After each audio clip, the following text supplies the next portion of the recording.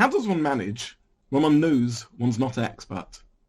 A question we've all been grappling with over the last few months. I know I'm not an expert. I know there's a range of medical opinions, different doctors with different views. So what does a non-expert do when something isn't clear?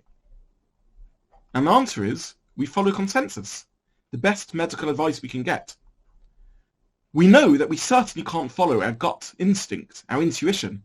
It doesn't work like that, as we well know from any area in which we do have an expertise, about which we do know something.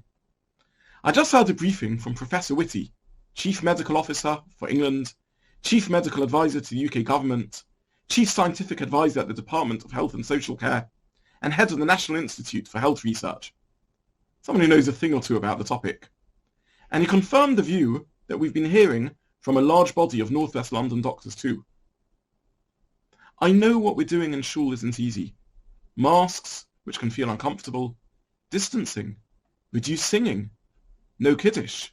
But what we're doing is right. We can think we're immune. We made that mistake at the beginning of the crisis.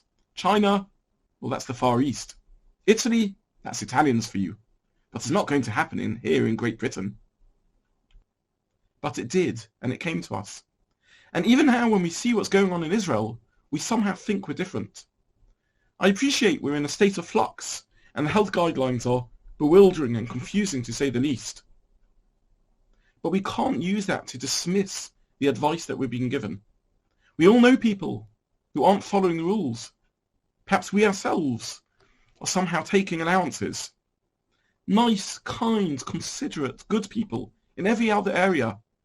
And yet somehow when it comes to the risk of dying, or even worse, the risk of killing others, we cease to take this seriously. We're meant to be moral exemplars to the world.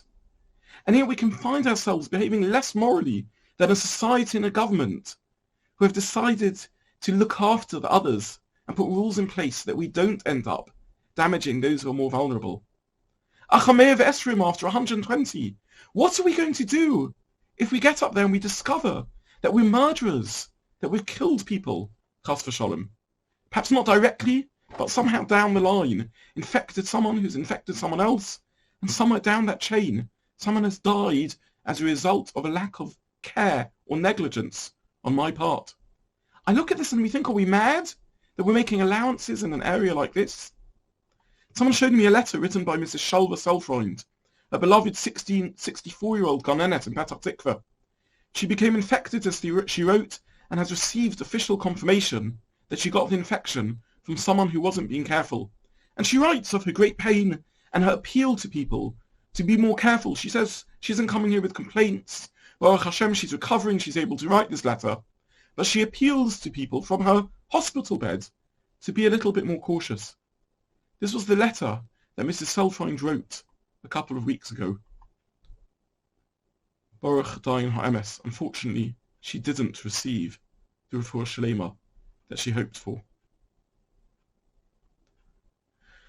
In a few weeks' time, we're going to stand on Rosh Hashanah, saying on Asana Tokef, Mi Yichyeh or Mi Yomus, who will live and who will die.